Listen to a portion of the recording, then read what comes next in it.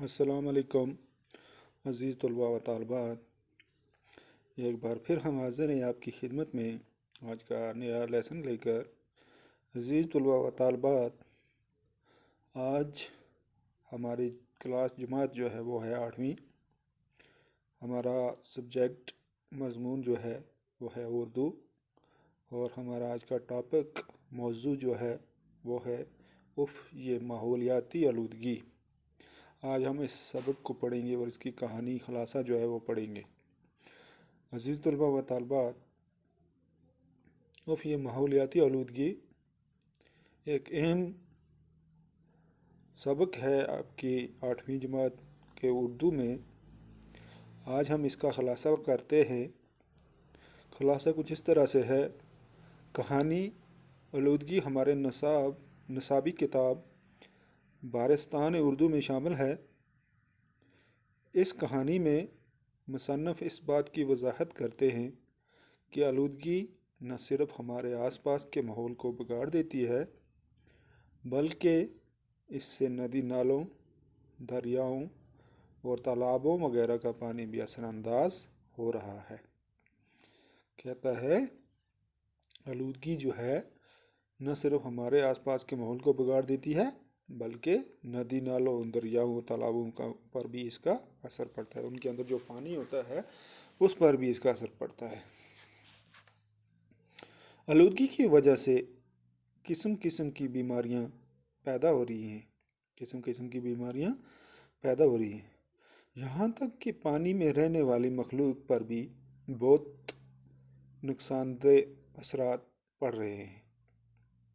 اس کہانی سے یہ بات واضح ہو جاتی ہے کہ آلودگی کی وجہ خود انسان کی حرکات ہیں۔ آلودگی کی وجہ کیا ہے؟ انسانی حرکت۔ کیونکہ بڑھتی ہوئی آبادی کی بڑھتی ہوئی ضروریات کو پورا کرنے کے لیے مختلف وسائل پر دباؤ پڑ رہا ہے۔ چونکہ آبادی بڑھ رہی ہے تو وسائل جو ہیں آبادی کے وہ بھی بڑھ رہے ہیں، تو اس کی وجہ سے کیا ہو رہا ہے؟ وسائل پر بھی دباؤ پڑ رہا ہے۔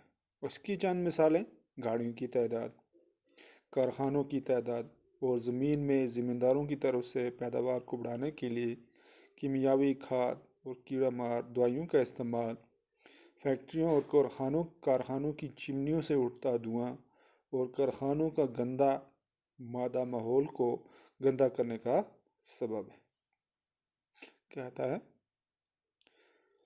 گاڑیوں کی تعداد جب بڑھ گئی، کارخانوں کی تعداد بڑھ گئی، زمینوں کی طرف سے پیداوار کو بڑھانے کے لیے کیمیاوی کھاد جو ہم استعمال کرتے ہیں، کیڑے مارنے کی دوائیوں کا استعمال جو کرتے ہیں، اور فیکٹریوں کارخانوں کی چمنی سے جو دھواں اڑتا ہے، اور کارخانوں کا گندا مادہ ماحول کو گندا کرنے کا سبب ہے۔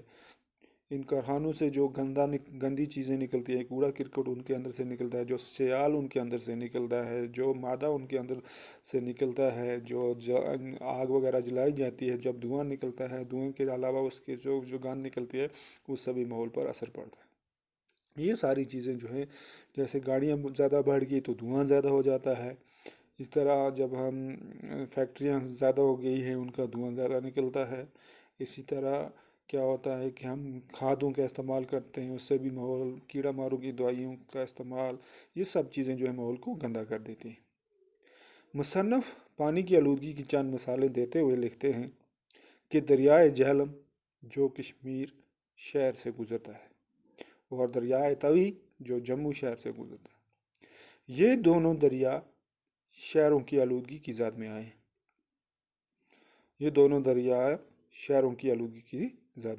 کہتے ہیں یہ دونوں شہر جو ہیں، چونکہ یہ شہر کے بیچ سے گزرتے ہیں، تو ان کے اندر شہروں کی آلودگی جو ہے وہ ساری ان میں جاتی ہے۔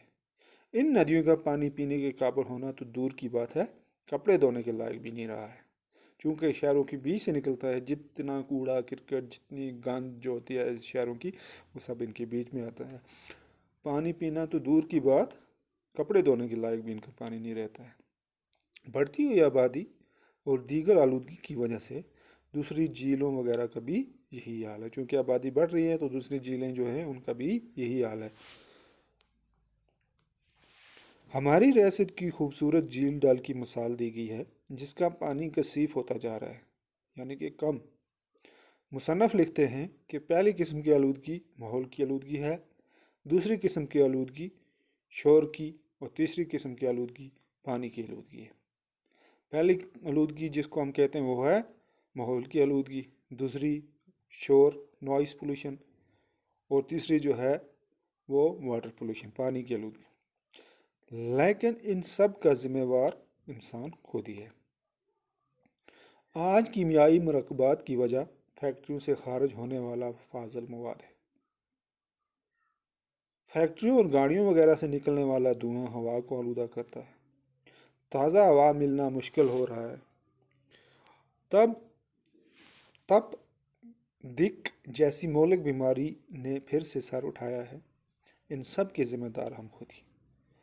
کرۂ ارض میں موجود اوزون گیس کی پرت میں سوراخ پیدا ہو گئے۔ اوزون پرت ایک ایسی گیس ہے جو سورج سے آنے والی خطرناک شعاعوں کو زمین تک آنے سے روکتی ہے، الٹرا وائلیشن ریز جو آتی ہیں سورج سے۔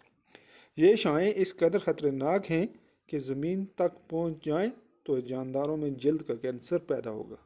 آپ خود اندازہ لگا سکتے ہو، اگر سورج کے اندر سے وہ خطرناک شعاعیں جو ہیں یہ ریز جو ہیں اگر وہ ڈائریکٹ زمین پر آ جائیں تو انسان کو جلد کی کینسر کی بیماری ہو جائے گی، جلد کا کینسر، اور کوئی بھی جاندار زندہ نہیں رہ پائے گا۔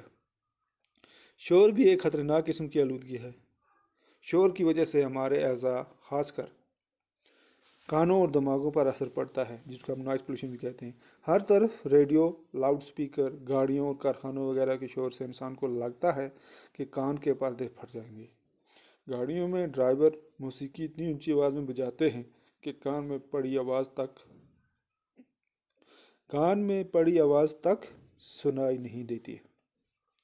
آخر میں مصنف اس بات کی تلقین کرتے ہیں کہ ہم ہر قسم کی آلودگی سے پوری طرح سے بچ نہیں سکتے، لیکن اسے کم ضرور کیا جا سکتا ہے۔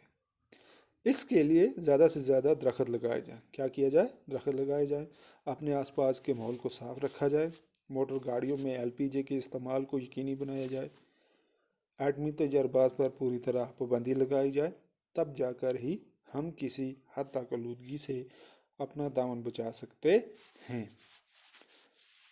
اب مشکل الفاظ اور ان کے معنی۔ آلودگی، گندگی، فضا، زمین کے چاروں طرف ہوا کا کرہ۔ مرکبات، مرکب کی جمع، ترکیب دیا گیا۔ شفاف، صاف ستھرا۔ مخلوق، پیدا کی ہوئی چیزیں۔ تباہ کاریاں، بربادیاں۔ محفوظ، جو حفاظت سے ہو۔ غلیظ، گندا۔ عزیز طلباء و طالبات، یہ تھا ہمارا آج کا ٹاپک، سبق یہ ماحولیاتی آلودگی، انوائرمنٹل پولوشن بھی ہم اسے کہتے ہیں، ماحولیاتی آلودگی۔ اس کہانی یعنی کہ جو تھی اس کا ہم نے آج خلاصہ پڑھا کہ ماحولیاتی آلودگی جو ہے کس طرح سے ہوتی ہے، کیا کیا چیزیں ہوتی ہیں، کن کن وجہ سے ہوتی ہے، کس طرح دریا گندے ہوتے ہیں، جھیلیں گندی ہوتی ہیں، فیکٹریوں سے دھواں نکلتا ہے، ان سے کس طرح ہمیں یہ پولوشن ہوتی ہے، پھر اس طرح جو پانی گندا ہوتا ہے، شور سے جو پیدا ہوتا ہے، نوائز پولوشن ہوتا ہے، اس طرح باقی چیزیں جو ہوتی ہیں۔ تو یہ تھا ہمارا آج کا ٹاپک یہ ماحولیاتی آلودگی۔ تو عزیز طلباء و طالبات، یہ اس کا حصہ اول ہے، اس کا حصہ دوم جو ہے اس میں ہم اس کے سوالات و جوابات کریں گے۔ امید ہے آپ کو سمجھ آئی ہوگی۔ شکریہ، والسلام۔